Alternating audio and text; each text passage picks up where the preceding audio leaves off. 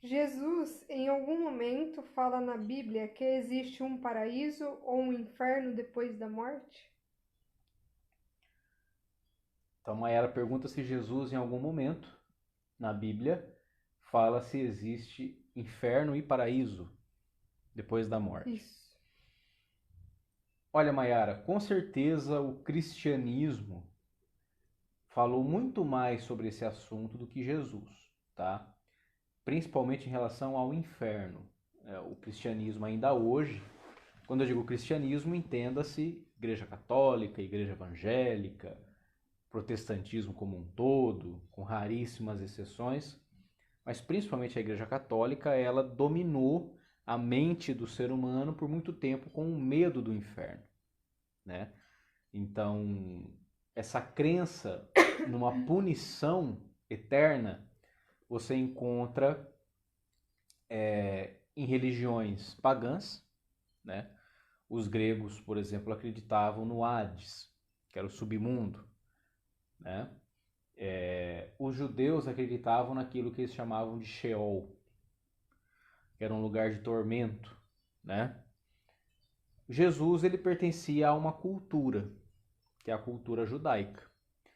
E os judeus, Mayara, eles acreditavam sim que havia uma punição para as almas que se desprendessem, se desprendessem de Deus, do caminho de Deus durante a vida, né? Jesus, em alguns momentos do Evangelho, principalmente no Evangelho de Mateus, ele vai enfatizar o inferno, o que nós chamamos de inferno, né? Só que é interessante porque quando Jesus fala do inferno, ele não fala necessariamente no inferno depois da morte. Ele fala de um inferno que começa aqui. Assim como também Jesus não fala de um paraíso, né? Somente para depois da morte, mas ele fala de um reino de Deus que começa aqui. Então é como se o inferno ou o paraíso, entenda-se aqui, a salvação ou a perdição, nada mais fossem do que continuidade do que nós vivemos aqui, tá? É claro que no meio disso você tem a graça de Deus, que é algo que Jesus também enfatizava muito, né? Por exemplo, quando alguém pergunta para Jesus, Senhor, o que eu faço para herdar a vida eterna? Então veja, o tema é amplíssimo. O tema da sobrevivência da alma é algo amplíssimo, amplíssimo. Nós encontramos isso em quase todas as religiões do mundo. A ideia de sobrevivência da alma. Agora, se essa alma ressuscita, se essa alma reencarna, aí já é outra história. E nós podemos até criar conceituações lógicas acerca disso. Jesus, especificamente, que é o alvo da sua pergunta, fala sim de uma salvação e também fala de um inferno, tá? Jesus também falava sobre isso. Agora nós precisamos entender o que ele queria dizer com isso. Porque assim como Jesus quebrou com muita tradição judaica, ele também, digamos assim, reformulou o conceito de salvação e de perdição. Então existe uma parte na Bíblia onde um jovem chega para Jesus e diz para ele: Senhor, o que eu faço para herdar a vida eterna? Ou seja, o que eu preciso fazer para herdar a vida eterna? E aí Jesus dá uma resposta radical para ele. Diz assim, ó, se você quer herdar a vida eterna, é muito fácil. Você deve cumprir os mandamentos, aquilo que está na lei de Deus. Ele diz assim, mas eu já cumpro. Eu já procuro viver dessa forma, né? E aí então é claro que aqui ele está sendo hipócrita. Porque ninguém cumpre 100%. Porque Jesus sintetizou os mandamentos em dois só. Amar a Deus sobre todas as coisas e ao próximo como a ti mesmo. A gente se esforça para isso. Mas não venham me dizer que isso é fácil fazer, não venham me dizer que todo mundo faz isso 24 horas por dia. É um esforço. Uhum. porque não faz parte da nossa natureza isso. Naturalmente falando, nós somos egoístas. Naturalmente falando, primeiro eu vou pensar em mim, depois em você. Isso é algo natural a nós. Hipócrita é quem diz o contrário. Por isso Jesus começa o evangelho dizendo: convertei-vos, pois o reino está próximo. Ora, se isso fosse algo natural, nós não precisávamos se converter. Se eu preciso me converter para o evangelho, mudar de figura, me transformar. E isso é um esforço cotidiano para isso. Então, o jovem diz para Jesus: eu faço isso. Aí Jesus percebe a ironia, o sarcasmo, ou mesmo a hipocrisia. Ele diz assim: ah, então tá ótimo, só que te falta uma coisa. Aí Jesus é mais irônico ainda com ele. E diz assim: vende tudo que você tem e dá para os pobres. Você ama o próximo mesmo? Você cumpre o mandamento? Então tá bom. Então vai lá, vende tudo. Ele não diz vende metade. Vende tudo que você tem e dá para o próximo. O que Jesus está querendo dizer com isso? Que a salvação não é força nossa, não depende de nós. Se fosse depender de nós, estava todo mundo condenado. A gente se esforça. Uns se esforçam mais, outros se esforçam menos, e tem uns que não se esforçam em nada. Não se convertem, assumem mesmo a sua natureza má e vivem assim. Mas para aqueles que se esforçam, ainda assim, não é por mérito que nós herdamos a vida eterna. É por graça. Aí Jesus termina essa passagem dizendo: para vocês homens, isso é impossível. Mas para Deus, nada é impossível. Ou seja, se dependesse de nós herdarmos a vida eterna, estava todo mundo fumbecado. E geralmente essas pessoas que se acham as mais santas, como esse jovem falou para Jesus: eu cumpro, Senhor, são as piores. Geralmente. Eu preciso saber que o que tem de bom em mim, eu me esforço para. E quando eu assumo isso, aí eu vou melhorando. Mas eu preciso ter ideia de que a salvação é algo exclusivamente de Deus. Deus nos salvou. Entende?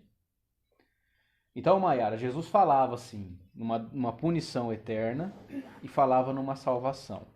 Penso eu que Jesus falava de uma punição mais a nível pedagógico. Mais a nível pedagógico. Né? Eu particularmente acho que são pouquíssimas as pessoas que se condenam. Porque a graça de Deus, o perdão de Deus é sempre maior. Acho que somente coisas muito graves levam pessoas à condenação e o não arrependimento delas.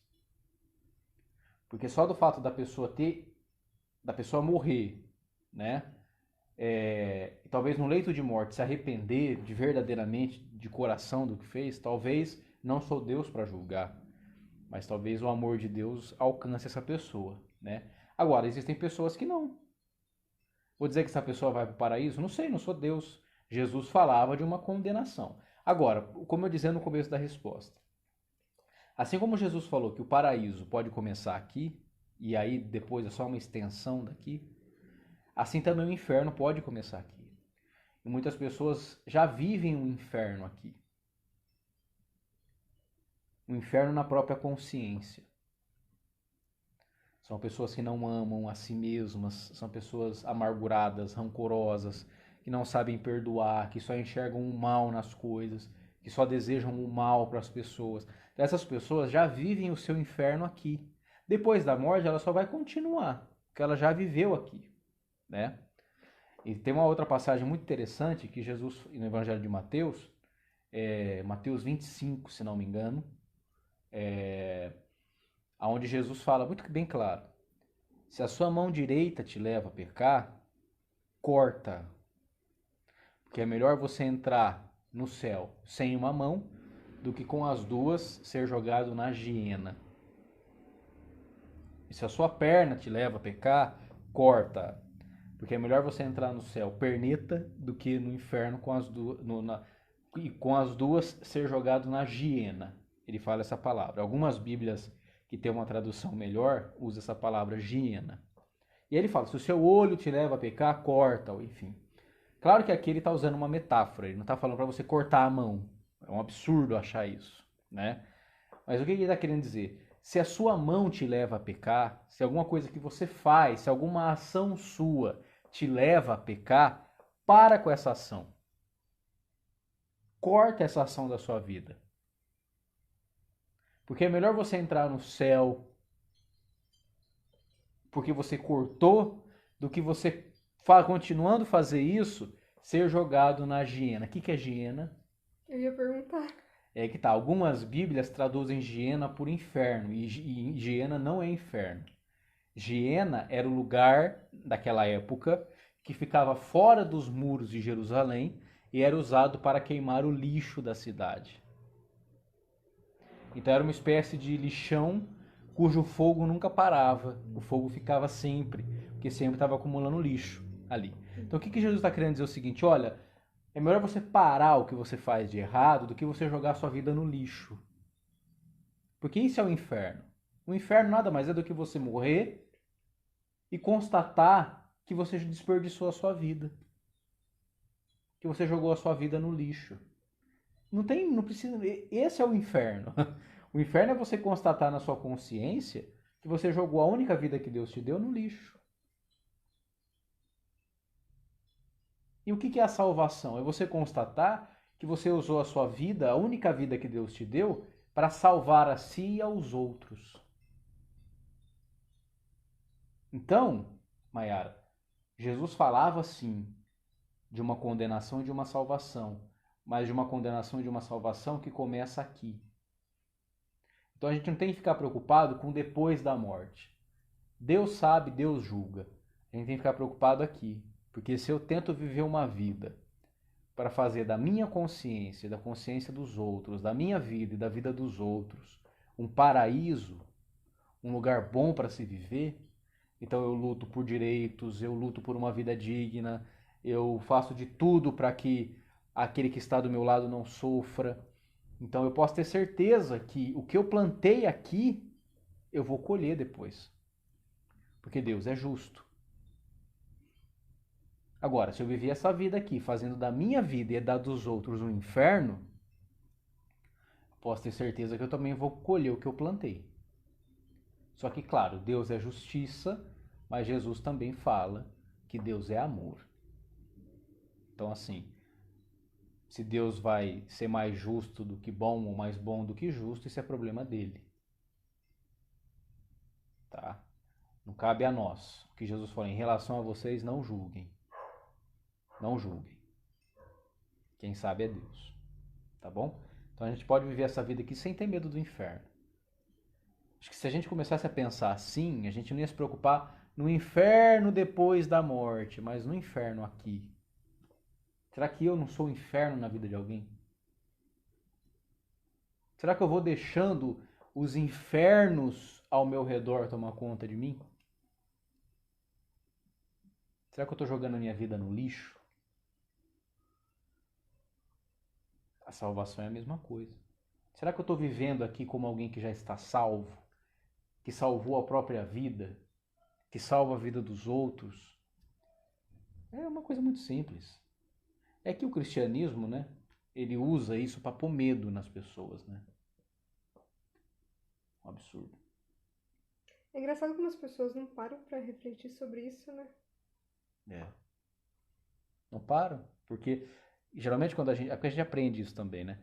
Geralmente a gente aprende a se preocupar, a pensar na vida depois da morte, só na vida, só depois da morte, né? Então, coisa que ninguém sabe como é. Ninguém sabe porque ninguém nunca voltou. A melhor coisa que tem nessa história toda é que ninguém sabe. Deus é muito sábio.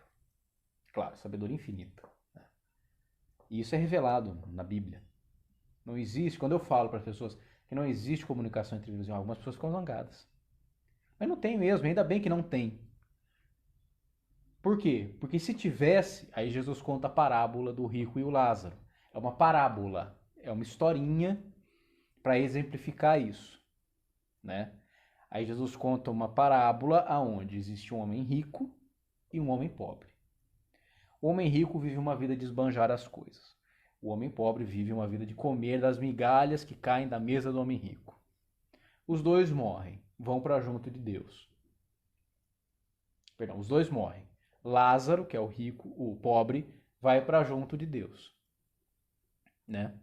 No seio de Abraão, como a linguagem usa, Abraão, que foi o grande pai da fé do povo judeu, né?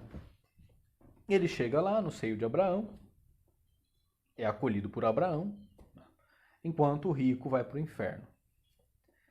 E aí o rico olha, consegue ver Lázaro lá numa boa. E vê o tormento que ele está.